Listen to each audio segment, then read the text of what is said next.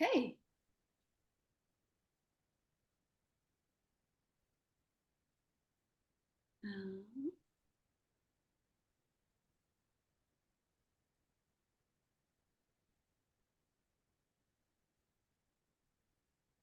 It should be good now. Wonderful. So yes, just a small update from me because I just haven't been very active in the last years and months, which doesn't mean nothing has been happening.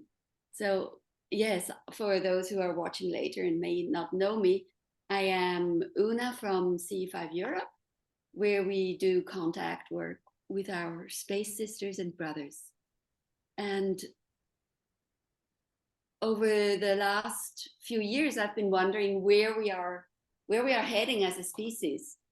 And in my curiosity, I began to travel the world to see what is happening in other places.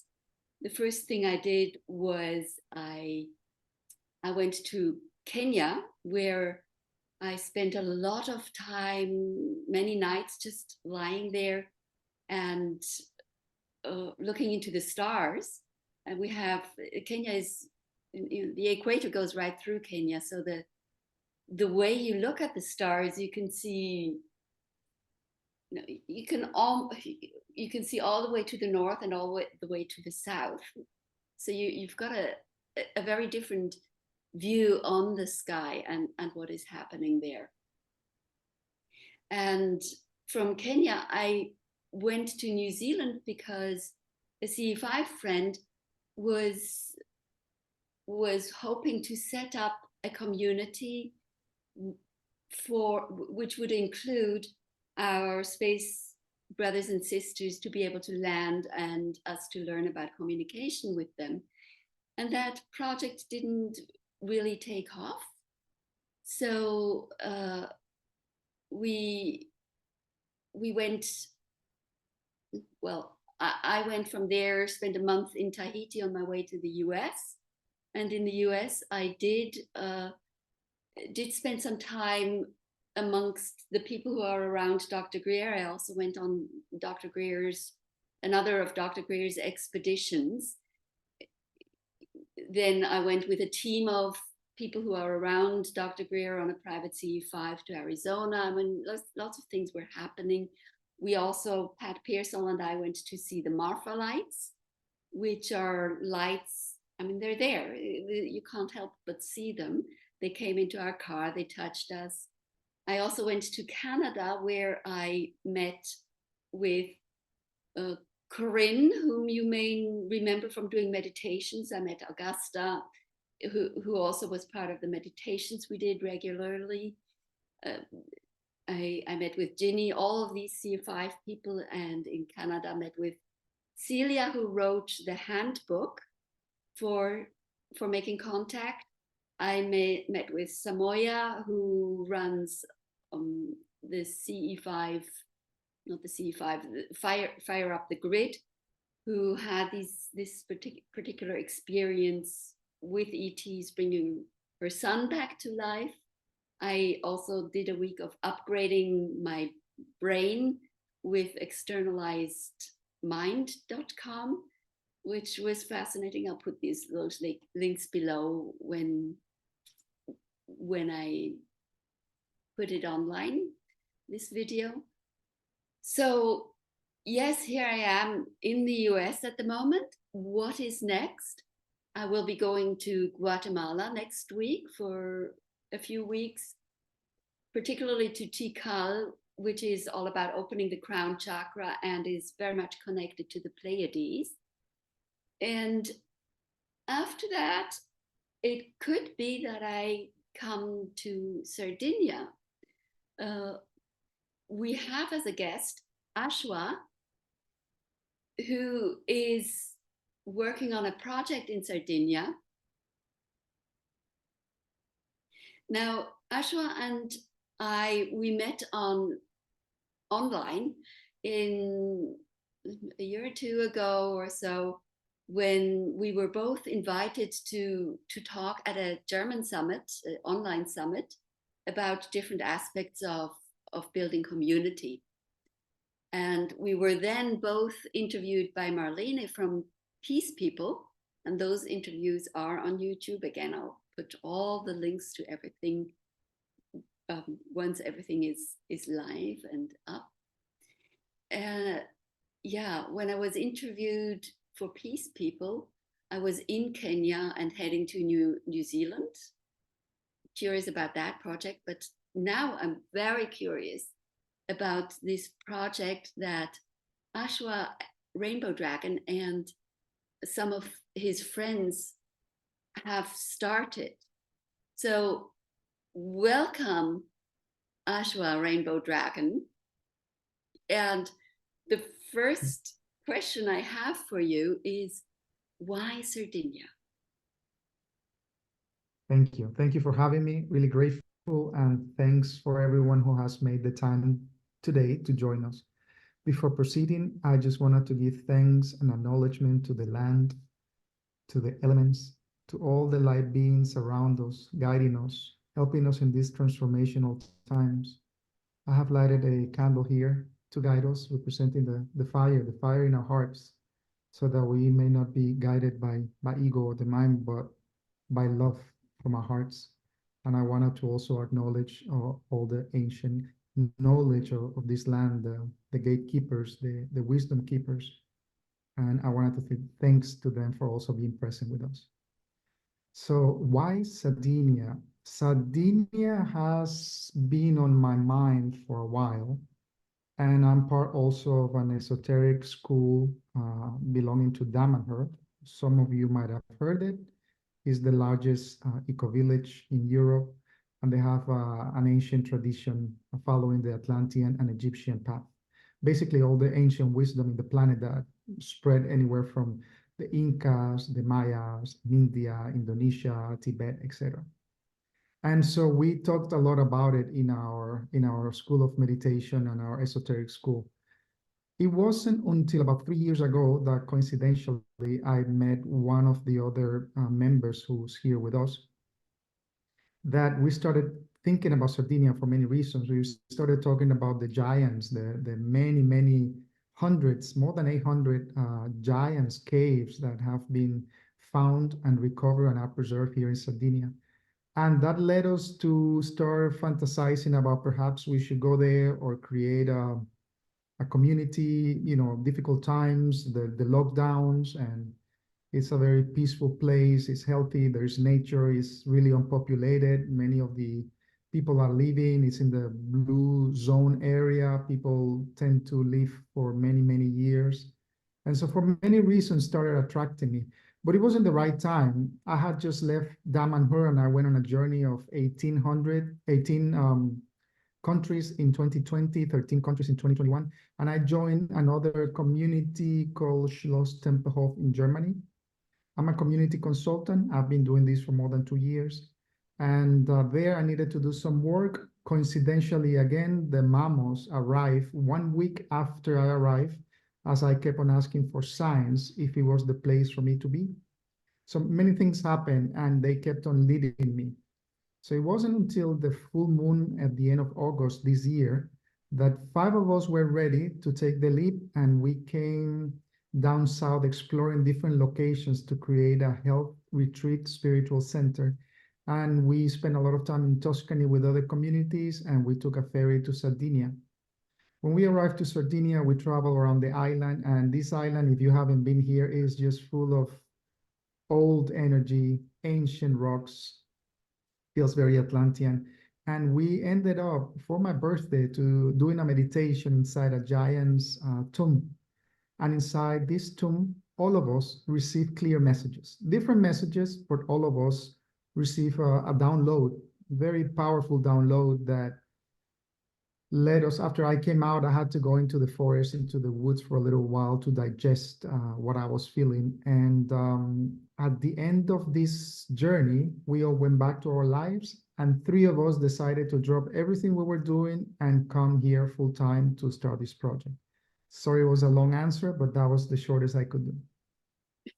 No, that's wonderful. You mentioned the Mamos. So just for those who don't know, many probably do know, the Mamos are, well, maybe you, why don't you say who the Mamos are? So the Mamos are the priests, the spiritual class of a group, an indigenous group of people who live in the Sierra Nevada de Santa Marta in Colombia. That's where my background is from. And so they are either the only ones of one of very few that we might not know, group of indigenous people that were never conquered by the Europeans. So they went in hiding, and it wasn't until the late 1990s that they came down from the mountain and they revealed themselves. See, this mountain, if you count that it starts from under the ocean, it's taller than Mount Everest, and it contains all the altitudes, all the temperatures, and it contains so much biodiversity. No coincidence that the KOGIS are the keepers of the biodiversity of the planet. And so that's where they live, that's where they're from. And after coming down, they made a film, and it was called, maybe some of you have seen it, it's called A Message from the Elder Brothers to the Younger Brothers from the Center of the World. 15 years later, basically the message was, hey, wake up, brothers, see what's happening to the environment, see the destruction we're doing, we must change our ways. 15 years later, so they would go back up to where they were, and they just keep complete isolation. 15 years later, they came back down again and said, hey, what happened? You didn't hear our message. The earth is still degrading. We are not really reconnecting to her, and we haven't really changed our ways. And so after those 15, 16 years, and they started becoming more open and traveling a bit and spreading the message of healing ourselves and healing the planet. Yeah, thank you. Yes, I've met them too. They're very, very special. I spent 2 weeks with them there in the Sierra Nevada. Have you been to Santa Marta? No, I haven't been to Colombia. I met them at a ceremony of the meeting of the condor and the eagle in Arizona some years ago. And I know that John Valo Melchizedek also worked with them. So that was around that. I think that was 2010 or so. Yes, more recently, they had this amazing talk about AI in Paris. And it still just amazes me how these people who live in complete isolation without phones, mobile computers, or any technology really, they are able to talk with so much wisdom, heart, and authority on what's going on with artificial intelligence. It's online if any of you are interested to look it up, or I'm happy to share some of that under the links. Yes, please do send me the link, and then I'll put it in. I'll make a note. Yeah. Let's look back on your personal journey, Aeshwa. How did you become interested in ETs? I think that it's really within me. I've always been pretty curious. I am a walk-in. I came into this body when I was 7 years old. This body drowned. And when I came into this body, my family noticed many different changes in my personality. And after that, I was really a bookworm, and I told my family that I needed to leave, that I came with a job and a purpose, and I had to go traveling. And of course, they wouldn't let me go. I was just 7 years old and 8 years old. And I said, come on, it's been a year. Can I go now? And my parents always tell me stories when I was a child of things of that nature. I started remembering lives, specifically triggered by a series of books I was reading, Lobsang Rampa. And so I remember a life, because my parents asked me, what kind of haircut do you want? And I said, what do you mean, what kind of haircut? Just take all the hair off.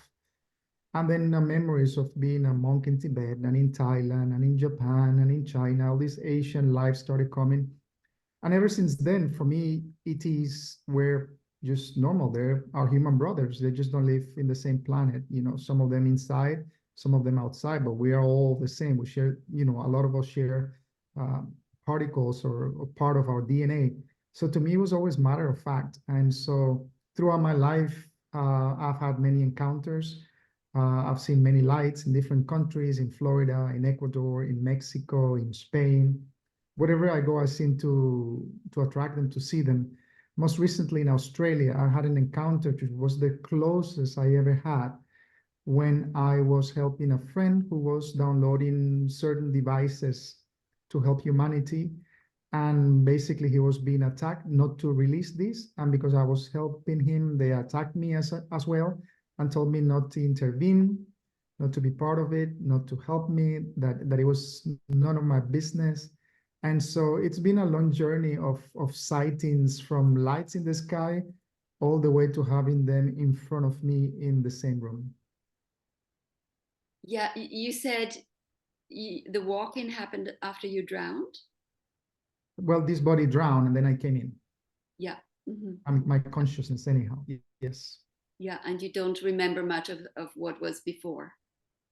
Yeah. No, very few memories. I've been able to recover some because I'm sure they're in the DNA, in the memory of this vessel, but not too many. I don't remember much before then. Mm. Yes.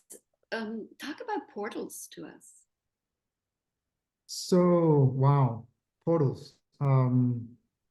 So also in Australia, I was working with an organization called the Great Gathering, led by Miriam Delicado. And she's doing also great work with indigenous peoples around the planet. And one of those groups, the intention was to gather the 4 oldest indigenous groups in the planet that have the most knowledge, so that by starting with them, it could spread to many others who have forgotten their ways. And these 4 groups were the indigenous in Australia, then the San in South Africa, then the Wiris in Mexico, in the desert of Mexico, the deer people, they're also known as, and of course the KOGIS in the Sierra Nevada in Colombia. And while I was in Australia, I mean, I can go back all the way from when I was a teenager. I was back then also reading another book that was about opening portals and channels, and I was really young, and I just started doing what the book was sharing, you know, word by word, without really much knowledge.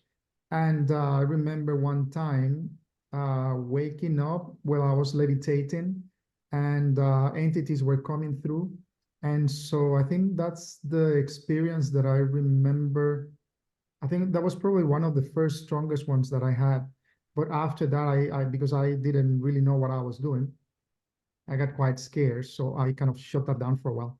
So I've had a few others, but in Australia, I remember going to different areas, being led by hints. I wasn't told exactly where, but kind of some of the elders hinting as if it was a test, or see if I was worthwhile, or if I could be sensitive enough to find it myself. But some remote areas all through Australia, but this one specifically in South Australia, where it just felt really old, a place that, you know, it's really ancient. The rocks just kind of talk to you in a way, but the rocks also have this kind of alive feeling. And to me, they kind of had the shape of something that was molded or almost artificial. And I came to understand that they were like scanners, allowing you to go through different places that perhaps most people don't see them. Perhaps they're invisible to many. And they pretty much open portals and gates to go both underground into other dimensions. And so that was another big encounter I had. Fast forward, my encounter with the KOGIS was also no coincidence. I don't think that there are coincidences in life. I met a group of shamans. They are part of an organization called the Divine University. And they're doing a lot of amazing work around the planet, helping activate many people, going to sacred places such as Egypt and others around the planet. But one of the projects is also to support and work with the KOGIS. And with this particular project, what they're doing is setting up gates around the planet, one in each continent, to accelerate the process that we're doing. It's kind of like doing acupuncture and setting up interdimensional portals. So a lot of these light beings, as far as I understood, don't need to wait to have a vessel or a physical body to come on down and help us in the process of ascension. And so the first portal was set up in Australia, near Brisbane. The second portal in Mexico, in the Yucatan Peninsula. The third portal for Europe was set up in the property, in the land that I co-own. I'm a caretaker of this lovely land, with 5 other Scandinavian women. I also have a background in Scandinavia. It's the countries where I've spent most of my life. And so this property, which we were living and working, had a spiritual retreat center, and is 7 kilometers from the temples of humankind, which is one of the main resources Damanhur is known for. Damanhur in Egyptian language means the city of light. And so basically all the esoteric knowledge before it was burned at the Alexandria Library in Egypt was taken to a small town called Damanhur in Egypt, which still exists. You can find it. And so that knowledge went on the ground until these times when it's time to share with the planet. And so an avatar was born. His name was Oiberto Auraidi, which took on the name of Falco Tarasaco. He's dead now, but he is the founder of Damanhur. And so these temples were built in a very specific knot of synchronic lines in the planet. Now, they're not ley lines. There are many different types of energetic lines in the planet. These are synchronic lines. And this is the place, and they're alive. They're always moving around, and they have been more powerful in different parts of the planet, just like in Tibet. It used to be, but it's not any longer. So this synchronic lines knot, it's in a particular place about 50 kilometers from Torino, in Italy, and that is where these temples were built. And basically these temples contain so much knowledge that when you go there, you get activated. A lot of people remember, a lot of people, memories come, many things happen. It's really a work of art on one hand, and in the other hand, it's just so full with so many different languages, knowledge, wisdom, paintings, colors, things under. It's really something out of this world. Literally. And so the influence of this temple with the synchronic lines just goes, it spreads across, and so creating ripples effects. And so this particular place, MATVA SEI, 7 kilometers from there, part of one of the 4 main communities of the Federation of Damanhur called Arca. And that's where, coincidentally, the European gate started being built. The next one will be built in Brazil. And so all of these gates, we're talking about gates, are a 20-year project. So I was initiated ritually as one of the gatekeepers of this particular portal. And the work goes on. Yes. Yeah, wow, thank you. You're touching on so many different things, and one could expand on any of those. We're just covering a huge, huge area here. There will be the possibility to ask questions in a wee while, but let's continue covering ground. We've looked at the ET contact aspect of what you're building in Sardinia, and I know you're also looking for land where peaceful contact can be made. But the project is much, much bigger. What other aspects are included in the project? So yes, I mean, coming here, first of all, it was the calling of the land. I mentioned earlier that we all had a download, and my personal download, some of it I was told not to share it, but the part I can share, it was just basically, I mean, I've always had this beautiful, strong connection to Pachamama, to the earth, but there was a sense of, I put both my hands on the soil, and I know it sounds cliche, but it's like you keep on going on deeper and deeper levels. Because if I say, yeah, love for Mother Earth, yes, we all have love for Mother Earth. But I started feeling nurturing love, motherly love, sensual love, sexual love. I mean, all kinds of love that you can think of, intellectual, stimulating, all of them at once. And I was touching the sand, and it didn't feel like sand. It felt like water, and it felt like it was touching me back and responding to whatever I was feeling. I just went into the, and none of us took any substances or ingested anything, just to be clear on this. We were all just meditating.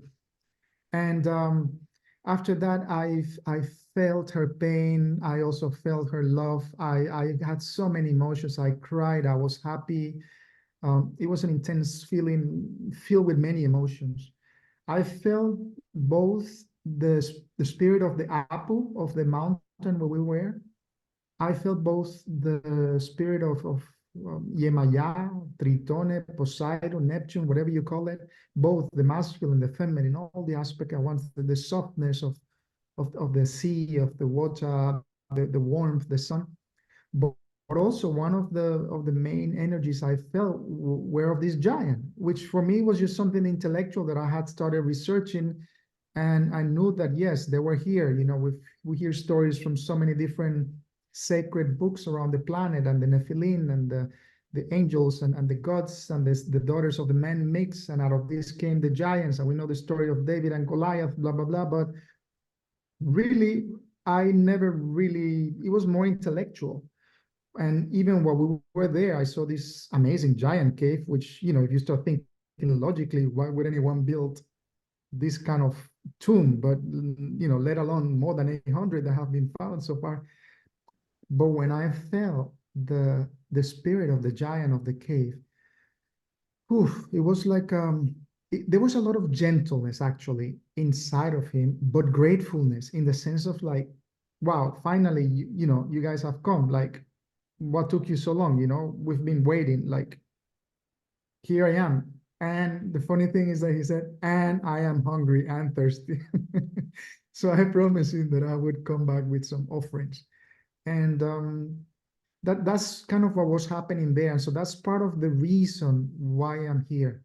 Beyond that, and all the intellectual and mental knowledge and memories that I have been acquiring throughout this lifetime, also the knowledge that I have acquired through my studies in esoteric schools. But everything points that this island, it's an Atlantean island. There's a strong connection. Of course, it's not the only spot. There are other spots. And even here in Greece, in Spain, there are some other islands who are part of this.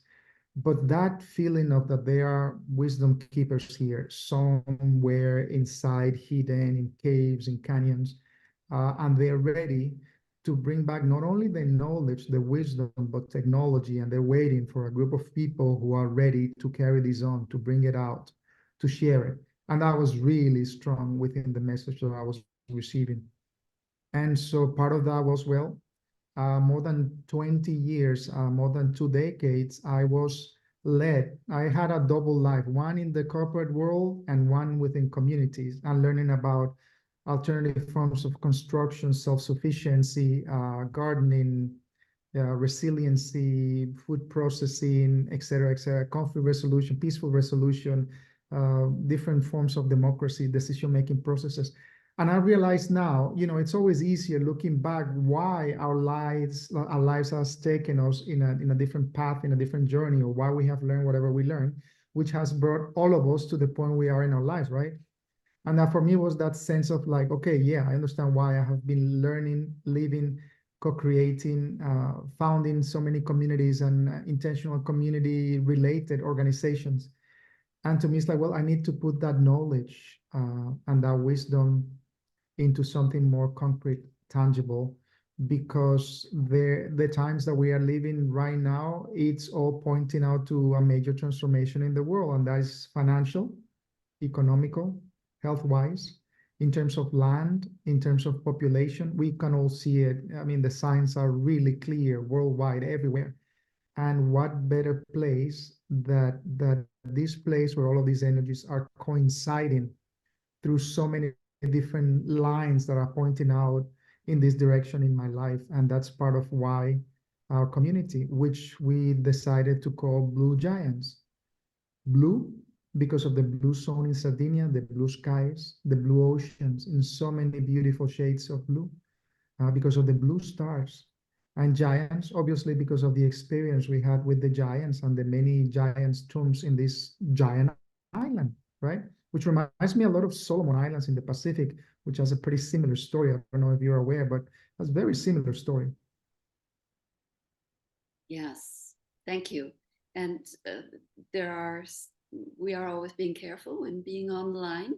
So, I know that one of your interests is, when you go into details of what's to happen in community, it has also to do with energy devices and healing. And as you mentioned, permaculture and peaceful living and all of that. Now, you mentioned you have a business background. Would you like to say more about that? Sure. I've worked in marketing, business, finance, international taxation. So yes, that's my business background. Yeah, sovereignty. Yes, and the others, I think that you said there's 3 of you there. The other 2 have business backgrounds too, from Yes, what I know. true. Yes, But so I think that's coincidentally, wonderful all to have both. yes, yes, and all 3 of us have had to leave our previous lives and our business lives to a healing life. So all of us have become healers in different ways and paths. But yeah, we all, through amazing, crazy synchronicities, have been pretty much actually pushed into learning more about healing, whether through acupuncture, herbal medicine, massage, breathing techniques, yeah, psychologically, mentally, coaching, qigong, that kind of thing. So all of us have been led towards the healing and the shamanistic aspects in 3 different, very different forms and ways and paths, but we have also all been led and arrived there. Yeah, yeah. So Europe has a lot of intentional communities, and many of them, they rise and fall and they work so or so. And especially most of the ones I have come across were mostly based on survival and on permaculture, and sometimes with a tinge of spirituality, and being nice to each other, I'll say. But the spiritual aspect of blue giants is far greater and far deeper. Now, for you, how is Blue Giants, this project, how is it different from other projects? So as a community consultant, I actually consult and teach and have been leading groups to create communities for more than 2 decades. And when I'm talking about communities, I share with them that most communities fail, just like most businesses fails. And one of the main reasons why communities and businesses fail is because of finances and economics. And usually there's a lot of idealism and not enough practical knowledge and being grounded and what's possible or not. One of the differences in our co-founding team is that we all have had businesses and still are able to derive income from our businesses. So it's not that we are dropping the mainstream world, but we are using it to transfer both our knowledge, our wisdom, and our finances towards a more sustainable life in a gradual process. So we are not cutting any cords. And all of us are wise, experienced, mature. We're not teenagers or in our 20s or 30s. So I think that makes a big difference, that we've gained wisdom through our lives, our work, our experiences, our past. So that's one of them, the financial and economical aspect. The second aspect, when you're doing anything in life, is that you have the actual knowledge, and not only theoretical or intellectual, but also practical and physical. And I have that knowledge. I have been living in communities most of my life. I've become a consultant. So I've been helping many groups and navigating through helping people both creating and communities that were about to fail and bring them back, just like in businesses.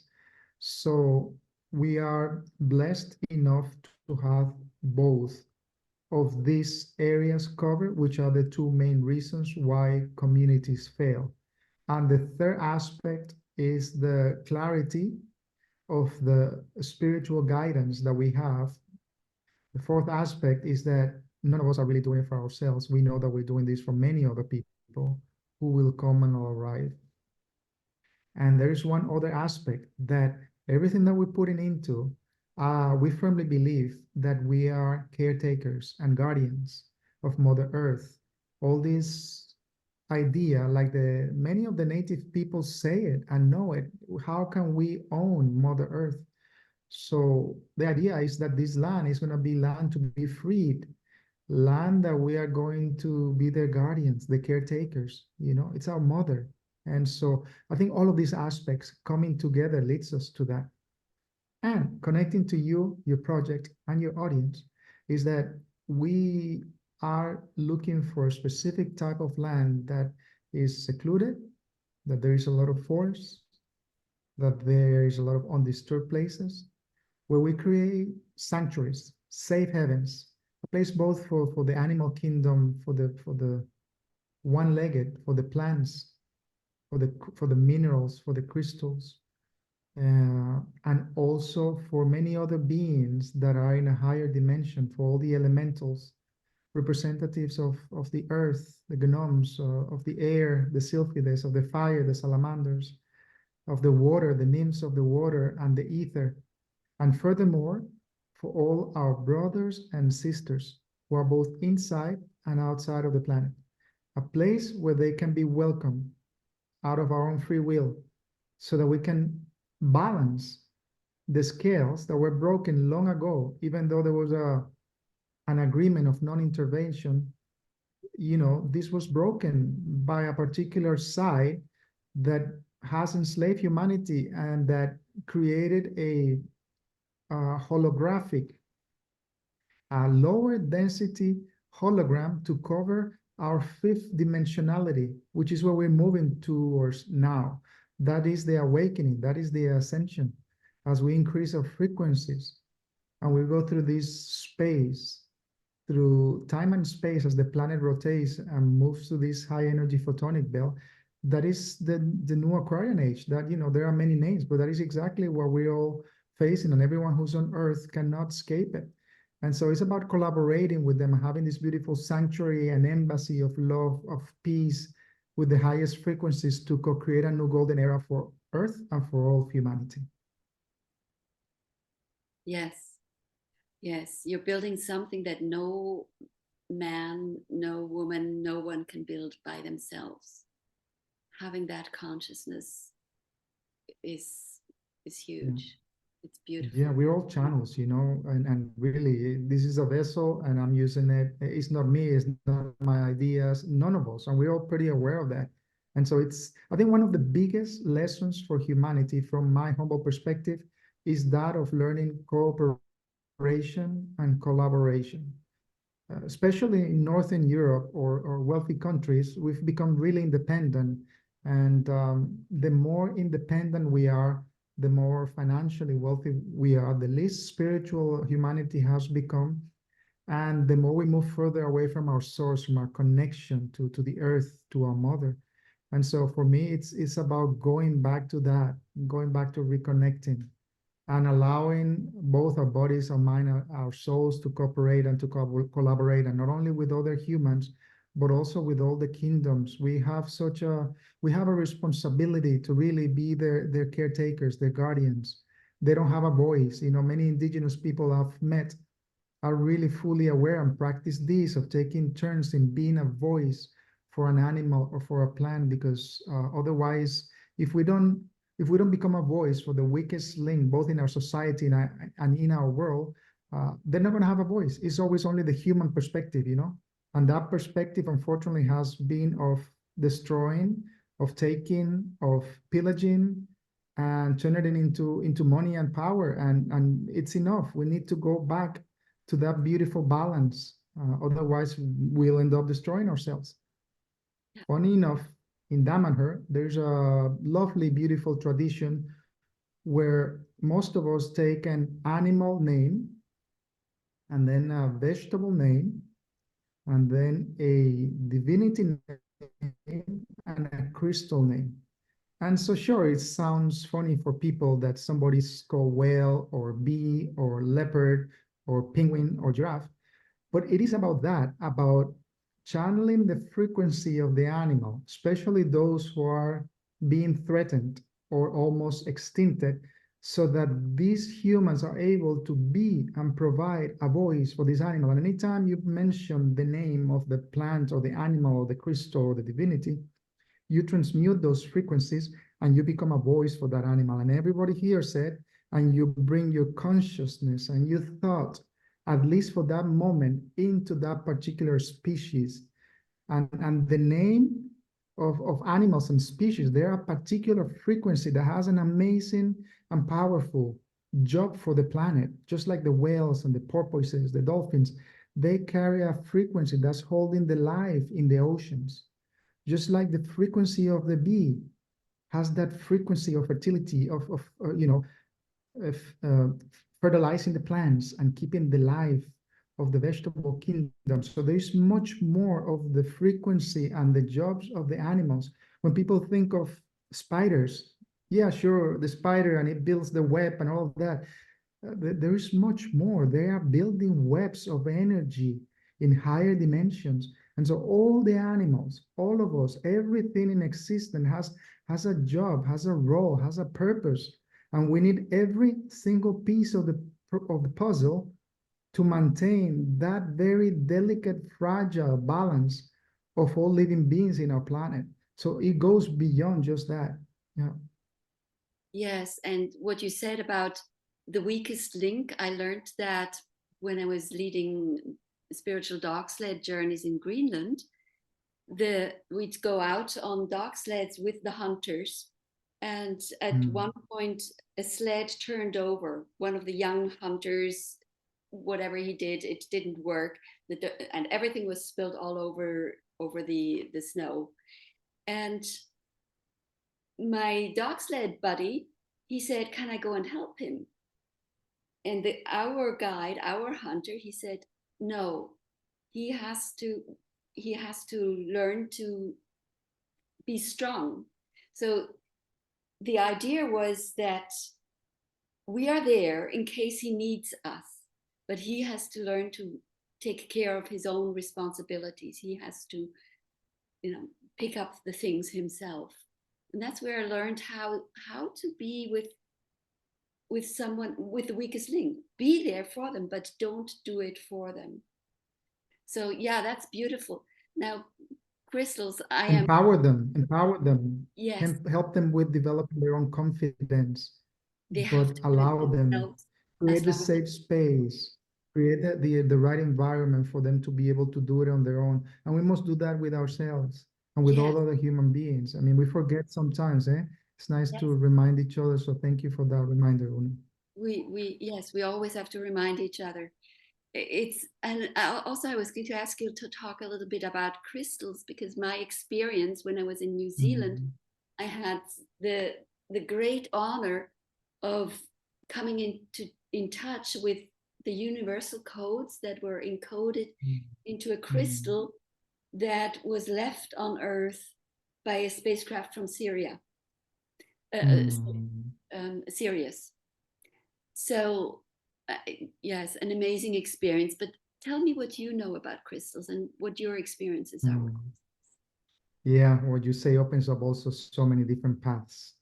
But before moving forward, the other thing I want to say, yes, reminding each other, but gently, patiently, and loving. It's the best way we can do for each other, for animals, for all sentient beings. So about crystals, I have crystals. I work with crystals. I use them sometimes in my healing sessions. Right now, I have two who decided to come with me for this interview. One of them is an ametrine. It's a combination of amethyst and citrine. Came from Bolivia. And this other one, it's a Herkimer diamond. It comes from New York. Manhattan is the only place in the world where they are found. Yes. But yes, I love crystals. I have also two small skulls here in one of my shaman necklaces. I love skulls, but that would lead us into the 13 sacred skulls, and maybe we get off topic. But crystals, we mentioned that Damanhur also encourages people who, with their own free will, they can choose also the name of a crystal and carry it with themselves. We are also crystals. We have crystalline bodies within ourselves. And I think that part of our ascension process is not only activating our 12-strand DNA, but also our crystal bodies. And so there are particular visualizations and meditations that I carry about the activation of our crystalline bodies. And I've been given some gifts in some of the journeys that I've been to with other shamans and in different places around the world. And one of them was a beautiful diamond crystal, and another one was a lovely emerald that was also given to me. Yes. What more else about crystals? Oh, you were talking about Sirius and crystals. Well, so the founder of the Divine University, Kuala Siriana, she is also a walk-in that came from Sirius. And as part of this 20-year activation process of the gates around the planet, which I forgot to mention that it was an effort from the Divine University with the KOGIS, the Mamos from the Sierra Nevada, and Damanhur in the Italian gate, the European gate, there at MATVA SEI at Damanhur, where I co-own a property with other Scandinavian women.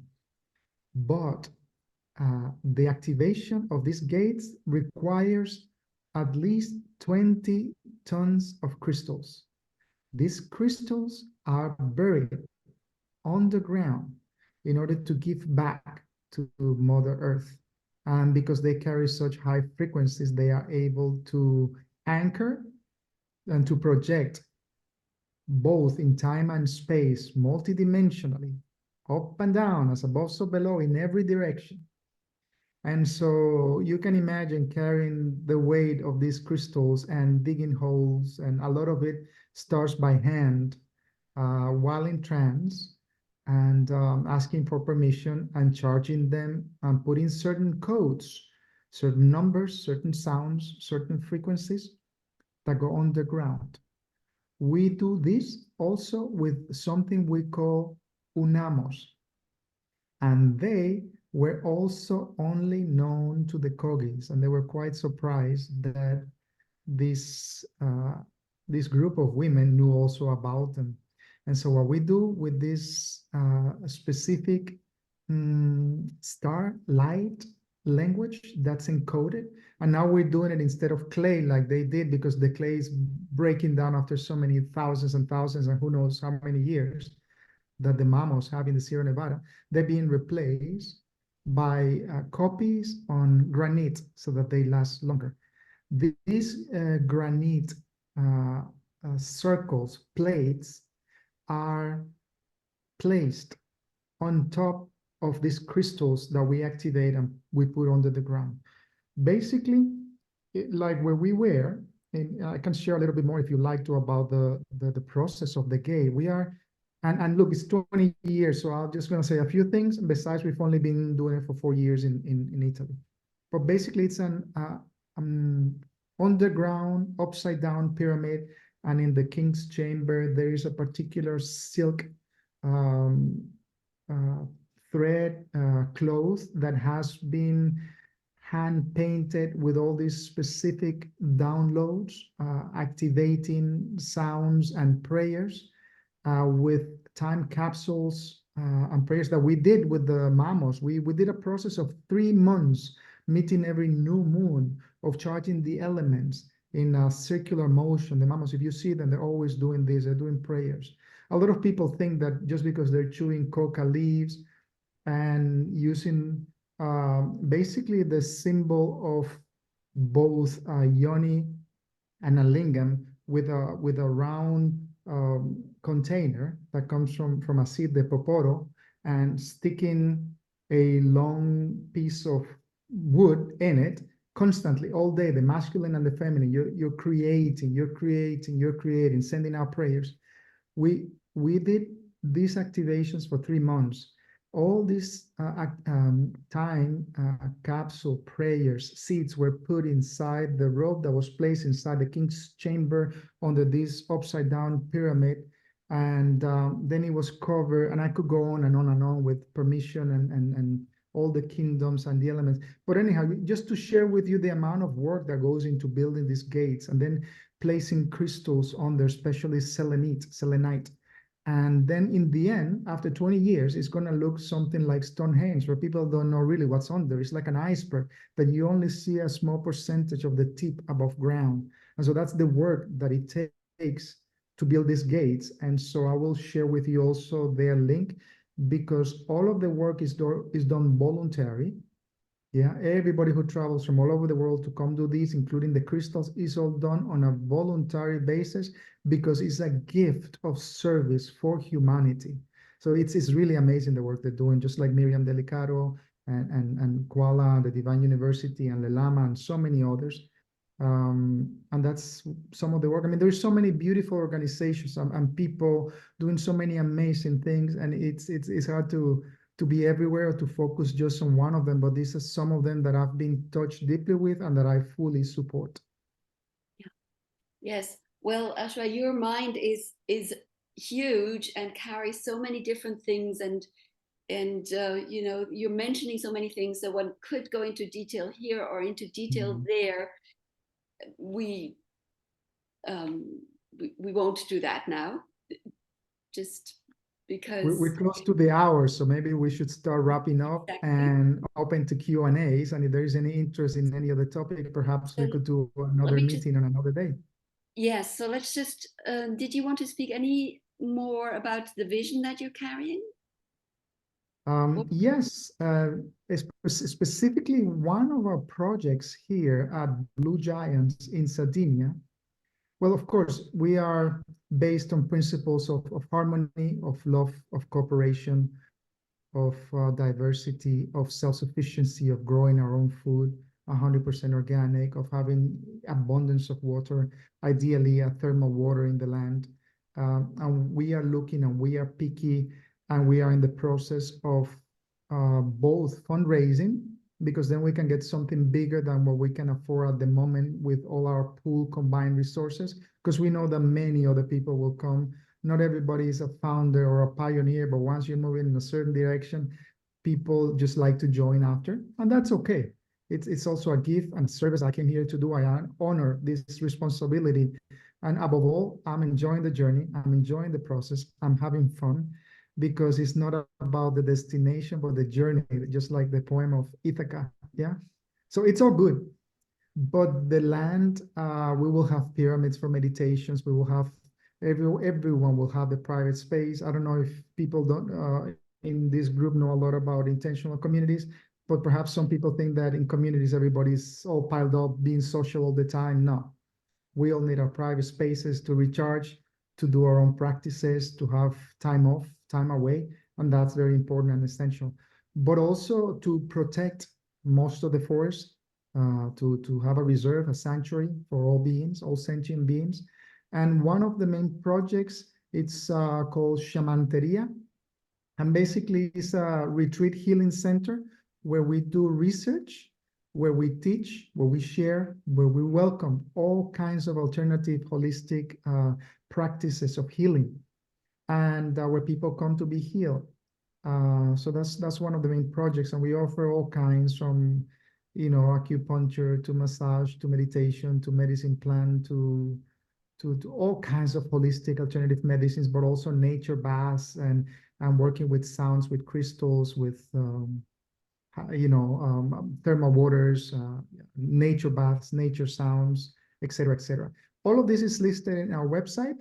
So if any of you are interested, feel free to visit the links to contact us. And if you feel like you want to get involved, there are many different ways you can get involved, whether it is offsite in the distance with any skills that you have, any of your gifts and passions that you like to share, obviously with donations for any particular or specific project, also to help others to come this way. Also, you can come and visit us so that you can meet us and see what I've been sharing. You can see it firsthand. Yeah. Great. Thank you so much. Thank you. I'm thrilled, and I'm very much looking forward to coming.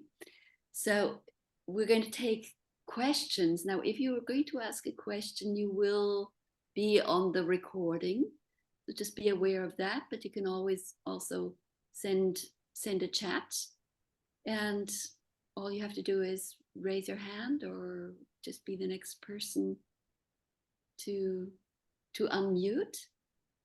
So if there are any questions you have for Aeshwa, now would be a wonderful time. The first one is free. You don't have to worry about it.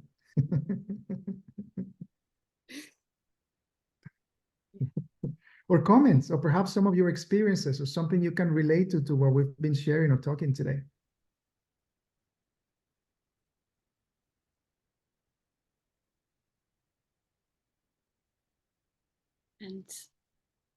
And while we're waiting for questions, okay, I have a question because Aeshwa, I mean, he spent quite a lot of time in Damanhur. Can you tell us if you're planning in your new community to do this kind of incredible artwork that people can see in Damanhur? I mean, not necessarily the temple of the humanity, but any artwork that you're planning to have there, to invite artists. Thank you for being present, Val. And yes, art, music, dance, I think is one of the highest frequencies humans can channel. So definitely. And as an idea to have anything compared to what Damanhur has accomplished, I think that would be quite difficult to imitate. It's quite unique. But certainly, I think art is part of our lives, and I think that we should remember to be like children and be curious and playful, and any kind of art and creativity is welcome. The founder of Damanhur, Falco, used to say that one of the fastest ways of increasing your frequency and keeping away lower frequencies, darkness, dark forces, etc. is, of course, one is through laughing, having a great sense of humor, but the other one is through art and being spontaneous and just stopping what you're doing and dance a little bit or whistle or start singing or do something that gets you out of the routine, out of the boredom, something that pushes your boundaries of not growing. We have to push our sense of comfort if we really want to grow. So definitely, Val, we'll have some of that, and I hope that when you come and visit, we can share and show you some of that and get more into detail. Thanks. Yeah, and thank you, Val, for being here. I'm happy to meet you because I watched your film, which I have also posted on my Instagram and my Facebook and my Telegram channel. So yes, I loved it. Thank you very much. Thank you. Yeah. Thanks, Val. It's about community in Bulgaria. So and Yes. really interesting aspects. Yeah. Great film. I also really enjoy it. There is so much knowledge, so much wisdom. And at some point in time, I thought, is this a documentary? Is this real? What part is mythology? What is not? And it just goes through that beautiful gray line that is fascinating. So it allows me to know you a bit better through the film. So thanks for doing that kind of art and sharing it with us. Thank you. And yes, we have a question that I'm going to read out from the chat. Thank you so much for your story. Can you share anything on the fields inside the earth and earth keeping or conserving and protecting the earth? The fields, not sure Fields, yeah, the spaces, the areas. areas, yeah. So from my own experience and from the best of my knowledge, there are species that are older than humanity. I know that we were made. We are a mixture of different species, and so there are other species that actually are feeling more earthlings, more from Earth than we are, and for them, this is also their home planet. So as much as we would like to think that it's only ours, it is not. We do share them. Most of the ones remaining, as far as I know, are positive, but there are still some that are on the other side who have been part of enslaving humanity. But all of that is ending, and we are moving in the right direction thanks to the support of our brothers from the Galactic Federation of Worlds. Humanity has an extensive list of many friends of humanity. Falco from Damanhur left an extensive list, and he had so many details that people like Lucas and George Lucas and Steven Spielberg and Gene Roddenberry, they all came and visited to get inspiration and to hear the details about them. But so specifically about underground, there are civilizations there, also in different dimensions. You know, you might have heard of Shambhala, and there is Telos, and there are other civilizations who are living in a higher dimension underground. So that's what I know and what I believe, what it refers to intraterrenal worlds. Was there any other part of the question? Inside the earth and earth keeping or conserving and protecting the earth. Yes, I mean, we know the sacred spots such as Mount Shasta, for example, and there are civilizations that are connected to this powerful energy. And also in other parts of the world, under Tibet, under the Gobi Desert, under Brazil, under the Amazon forest, under Alaska, under Antarctica. And there's still a lot of knowledge and technology and wisdom that's coming up on the water, you know, under the oceans. Not to mention all the bases from many, what do you call them?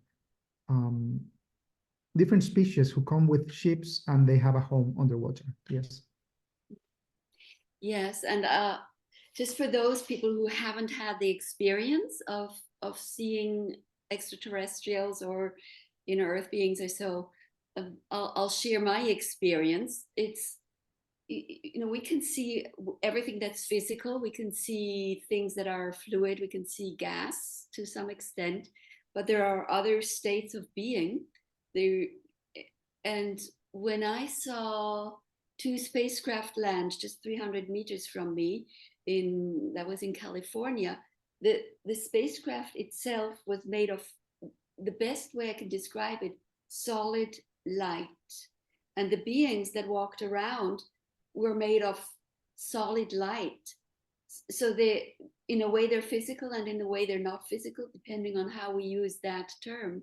And then they did go underneath the earth into what we know is a spacecraft station made of solid light, just a different state of being. And this is how the experience works. And I think in the last years, these beings have been less and less able to actually show themselves because of what's going on in let's say politics. But it used to be, let's say 60 years ago, 80 years ago, 100 years ago, this was a very normal way of interacting with ETs. Yeah, Any other questions or remarks or just sharings?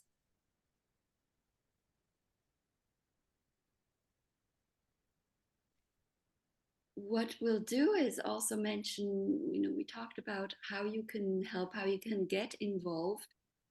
And I'd just like to stress once again that just lighting a candle every day and sending one little thought in support is huge.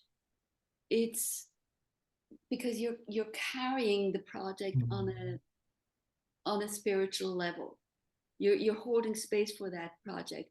When I was involved in doing the sacred fire ceremony, the fulfillment of a prophecy in 2009 in Greenland, we had no funds.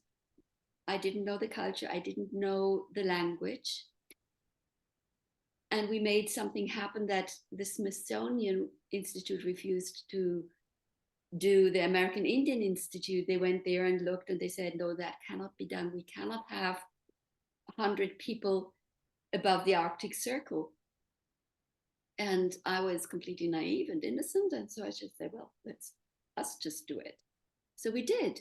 And one of the groups, we had one for logistics, one for the finances, one for connecting to the shamans and organizing things. But we had one particular group that would do a prayer and light a candle every evening. And I could feel that we couldn't have done it without those prayers. So always, be aware that it may seem small, it may seem little, but it's huge. It is really important to have that spiritual holding of a space for a project. It's a great idea. Thank you so much for that reminder again, Oona. We are co-creators, We are co-creating, and when we come together, especially for things that are not for ourselves, we make magic. The divinity within us awakens. So it's nice when someone else prays for you, because the chances of that happening, it's incredible. And if we do it together collectively, just like we would do for peace in the world right now, then it just happens exponentially. And so that's part of what I was mentioning about. One of the biggest lessons is to cooperate, to collaborate, to come together in diversity, accepting, loving each other in harmony, enjoy highest frequency through art, having fun, whatever we're doing. And if we're not, then stop, don't do it until at least you regain that passion, that zest for life. And so thank you for that reminder again. Yes, and thank you for mentioning that constantly creating circumstance, constantly creating consciously. It's a download I had recently that all we need to do is constantly create something beautiful. Constantly create. We don't have to go to anything else. We just have to fill this space, fill this life with what we want.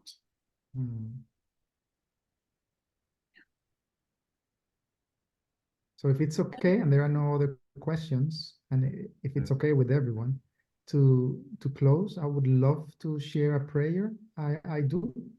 In case it rings a bell, I encourage you to do it also yourself. But if not, I'm just going to share it with you, okay? Please do. So this prayer is connected to our brothers out there and also down there.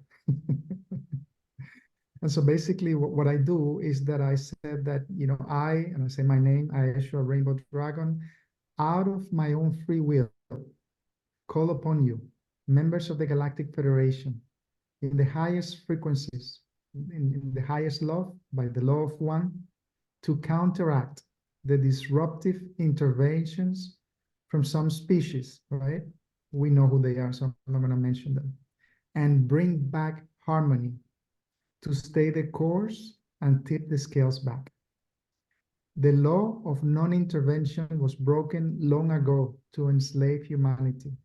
So please, your help is required to offset the original balance. And one important aspect, I call upon them as equals, because they hate to be called as gods or divine beings. No, they say, we are like you. So I call upon you as equals. And we, humanity, assume our own responsibility. It's not like we're going to sit back and let them do everything. No, we assume our responsibility and we will do whatever it takes, whatever is necessary to awake, to remember, to demand, release, and complete full disclosure for all of humanity here and now, starting in the areas of free energy, 0 point, healing innovations such as medbeds, tachyon, quantum, plasma, holographic, replication technology, and cleanup technology for our beloved Mother Earth. I invite and offer you a sanctuary of peace, a secluded, welcoming embassy where all loving, friendly species with humanity can come once again and work together for our common goals and manifest a new golden era for planet Earth. And as Tim says, all shifts happily now. Aho.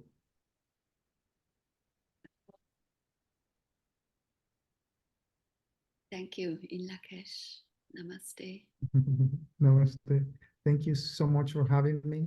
Thank you everyone who participated, who was here, who took time off your days and your valuable time to share this beautiful collective container.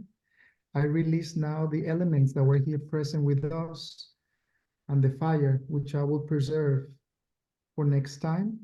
And I send you all love, light, blessings, clarity, guidance, happiness, and joy in whatever you're doing in your life. And all of you more than welcome to visit us here in Sardinia, the land of blue giants. Convoy.